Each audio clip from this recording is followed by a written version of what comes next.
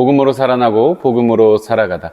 살아가는 교회 가족 여러분 반갑습니다. 바이블로그입니다. 건물에서 기둥 하나가 무너진다고 해서 건물 전체가 곧바로 무너지지는 않을 거예요. 그러나 그 기둥이 건물에 무게를 떠받치는 중심이 되는 기둥이라면 이야기가 조금 달라지겠죠. 벽과 지붕과 내부 구조까지 함께 무너지고 말 것입니다. 기독교 신앙에서 그런 중심이 되는 기둥이 있다면 바로 예수 그리스도의 부활이 아닐까 싶은데요. 부활을 종종 부활절에만 강조하는 교리로 생각하는 경향이 있습니다. 십자가는 복음의 중심이지만 부활은 그 뒤에 따라오는 깊은 결말 정도로 여기는 것이죠. 그러나 바울은 오늘 본문에서 부활이 없다면 복음 전체가 무너진다고 말합니다. 오늘 우리가 함께 살펴볼 말씀은 고린도전서 15장 12절부터 19절까지의 말씀입니다. 바로 먼저 고린도 교회를 향해서 묻습니다. 그리스도께서 죽은 사람 가운데 살아나셨다고 우리가 전파하는데 어째서 여러분 가운데 몇몇은 죽은 사람의 부활이 없다고 말합니까? 고린도 성도들은 그리스도께서 부활하셨다는 복음을 들었고 받아들였어요. 그런데 그들 가운데 일부는요, 죽은 사람이 다시 살아나는 일은 없다고 주장했습니다. 바울은 그 두 주장을 함께 붙들 수 없다고 말하고 있어요. 죽은 자의 부활이 없다면 그리스도도 다시 살아나지 못하셨습니다. 그리스도께서 부활하셨다는 복음을 믿으면서 그리스도께 속한 성도들의 부활은 없다고 말할 수 없는 것이죠. 그리스도의 부활은 예수님 홀로 끝나는 그런 특별한 사건이 아닙니다. 그분은 자기 백성의 대표로 부활하셨고요. 그분의 부활은 그리스도께 속한 모든 자들의 부활을 보증하는 것이죠. 그래서 바울은 죽은 자의 부활을 부정할 때 무엇이 무너지는지를 하나씩 보여주고 있습니다. 첫 번째는 그리스도께서 살아나지 않으셨다면 사도들의 전파가 헛됩니다. 사도들은 하나님께서 예수님을 죽은 자 가운데서 살리셨다고 전했는데 실제로 부활이 없다면 그들의 복음은 거짓말이 되는 것이죠. 둘째, 우리의 믿음도 헛됩니다. 부활하지 않은 그리스도를 믿는 믿음은요, 우리를 구원할 수가 없어요. 예수님이 위대한 스승이었고 사랑을 가르치신 분이었다고 믿는 것만으로는 죄와 죽음의 문제를 결코 해결할 수가 없습니다. 기독교 신앙은 죽음을 이기고 지금도 살아계신 그 주님을 믿는 신앙이라는 것을 우리는 기억해야 할 것입니다. 셋째, 사도들은 하나님의 거짓 증인이 됩니다. 바울과 다른 사도들은 하나님께서 그리스도를 살리셨다고 증언했습니다. 만일 부활이 없었다면 그들은 단지 잘못한 것이 아니라 하나님에 대해서 거짓 증언한 사람이 되는 것이죠. 바울에게 부활은 그냥 마음속의 어떤 감동이라든지 상징적인 의미가 아니었습니다. 하나님께서 실제로 죽으신 예수님을 다시 살리신 역사적인 사건이었습니다. 넷째, 그리스도께서 살아나지 않으셨다면 우리는 여전히 죄 가운데 있는 거예요. 예수님의 부활은 단지 죽음 이후에도 생명이 있다는 것을 보여주는 사건이 아니었습니다. 부활은 예수 그리스도께서 십자가에서 이루신 속죄가 완전하며 죄와 죽음의 권세가 완전히 깨어졌음을 보여주는 하나님의 선언이라고 할 수가 있는 것이죠. 예수님께서는 우리의 죄를 짊어지시고 십자가에서 죽으셨습니다. 그리고 하나님께서는 그분을 죽은 자 가운데서 살리셨습니다.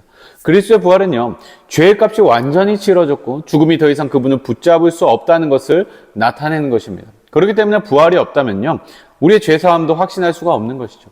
우리는 여전히 죄의 정죄 아래 있고 믿음도 아무 효력이 없는 것입니다. 다섯째, 그리스도 안에서 죽은 성도들도 멸망한 것입니다. 바울은 죽은 성도들을 잠자는 자라고 부르는데요, 다시 깨어날 부활이 있기 때문에 그렇게 부르는 것입니다. 그러나 부활이 없다면 그들의 죽음은 잠이 아니겠죠. 다시 일어날 소망도 없는 것이겠죠. 그리스도를 믿고 죽은 사람들도 결국 사라지는 것이 됩니다. 마지막으로 바울은 말합니다. 그리스도 안에서 우리가 바라는 것이 이 세상에만 해당되는 것이면 우리는 모든 사람들 가운데서 가장 불쌍한 사람이다. 부활이 없다면 우리가 그리스도를 위해서 욕심을 내려놓고 거룩을 위해서 싸우고 복음을 위해서 희생하는 그 모든 삶은 결국에 가장 허망한 선택이 될 수밖에 없어요. 그리스도 때문에 소련을 감수하고 고난을 견뎠지만 죽음으로 모든 것이 끝난다면 우리는 세상에서 가장 불쌍한 사람입니다. 살아가는 교회 가족 여러분, 우리는 부활을 믿는다고 고백하지만 실제 삶에서는 부활이 없는 사람처럼 살아갈 때가 많습니다. 눈앞의 문제만 크게 보이고 지금 손해가 전부인 것처럼 낙심하죠. 건강을 잃거나 사랑하는 사람을 떠나보낼 때 죽음이 마지막인 것처럼 우리는 절망하는 경우가 많습니다. 믿음으로 순종해도 눈에 보이는 결과가 없으면 이렇게 사는 것이 무슨 의미가 있나라고 생각하기도 합니다. 그러나 그리스도께서 다시 살아나셨습니다. 할렐루야. 십자가에서 이루신 구원은 실패하지 않았습니다. 그리스도 안에서 죽은 성도들은 부활을 기다리고 있습니다. 그리고 오늘 우리가 주님 안에서 행하는 순종과 사랑과 모든 수고도 결코 헛되지 않습니다. 부활신앙은 현실의 고통과 죽음을 그냥 있는 그대로 정직하게 바라보면서도 그것이 마지막이 아니라고 믿게 하는 믿음입니다. 혹시 죄 가운데 낙심하고 계십니까? 부활하신 예수 그리스도를 바라보십시오. 그분의 부활은 죄의 값이 완전히 치러졌고 그리스도 안에 있는 자에게 정죄가 없다는 사실을 확증합니다. 사랑하는 이의 죽음 앞에 마음이 무너져 있진 않으십니까? 부활하신 그리스도를 바라봅시다.